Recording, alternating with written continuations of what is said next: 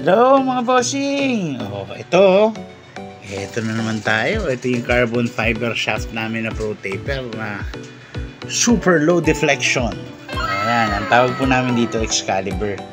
Pero yung nakita nyo pong inapakan namin, buo na po yun. May joint connector na, pati may tip na.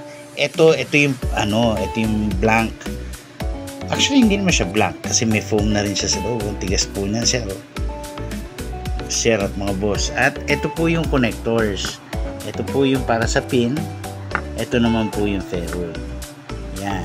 Kasi may mga nagre-request po na hindi buo. Kasi gusto po nila yung tip iba.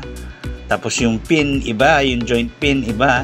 So kaya ito po ang solusyon. So napakadali na lang po nito para sa mga cue maker na buuin kasi ididikit-dikit na lang ito, sasalpak na lang tapos didikit, tapos kung ano man yung tip na gusto nyo o ano man yung pin na gusto nyo gamitin, yun po pwede nilang ilagay. So ayan po, pero alam nyo na, kung gusto nyo po ito, nasa ending ang ating contact information. Salamat!